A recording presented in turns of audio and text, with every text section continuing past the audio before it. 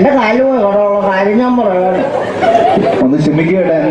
എന്താ പ്രശ്നം ഇവിടെ? എന്താ ഇവിടെ വരാൻ ഉദ്ദേശം? ഞങ്ങളുടെ നാട്ടിലെ പരിപാടികളൊക്കെ ഒന്നല്ലേ ഇവിടെ എന്താ സംഭവം? ഇവിടെ നാട്ടിലെ താരങ്ങളെ കണ്ടെത്തുന്ന ഒരു പരിപാടി. താരങ്ങളെ കണ്ടെത്തുന്ന ഒരു പരിപാടിയാണ്. ഞാനും ഒരു താരമാണ്. എവിടത്തെ ഷാപ്പിലെ താരത്തിന് ഇവിടെ ഒരു പ്രസക്തിയില്ല. നാട്ടിലെ താരത്തിനാണ് ഇവിടെ പ്രസക്തിയുള്ളൂ. ഞാനൊരു താരമാണ്. എനിക്കും കലയോട് താല്പര്യമുള്ള ആളാണ്. എന്തെങ്കിലും അറിയോ? റിസ്വാൻ റംസാൻ പൊളിച്ച് തകർത്ത ഞാൻ സംസാരം രണ്ടെണ്ണം അടിച്ചുകൊണ്ട് കാര്യമില്ല. ഞാൻ പറഞ്ഞോട്ടെ. ഓക്കെ ഓക്കെ ഓക്കെ സപ്പോർട്ട് ചെയ്യും നമ്മുടെ നാട്ടുകാർ. എനിക്കറിയാലോ നമ്മുടെ നാട്ടുകാരല്ലേ. അപ്പൊ എന്തെങ്കിലും ഐറ്റം അവിടെ ചെയ്യോ? ഞാൻ ഡാൻസ് ചെയ്യും. ഡാൻസ് കളിക്കല്ലേ?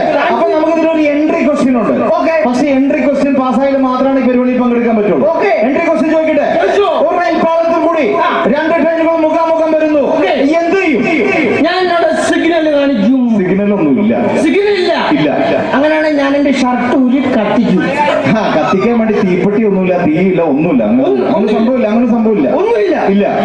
അങ്ങനെയാണ് ഞാൻ എന്റെ ഭാര്യ മക്കളെ വിളിച്ചുകൊണ്ട് വരുന്നത്. ഇത്ര വലിയ സംഭവം നടക്കുന്ന ഭാര്യ മക്കളെ വിളിച്ചു വരുന്നതിനാ?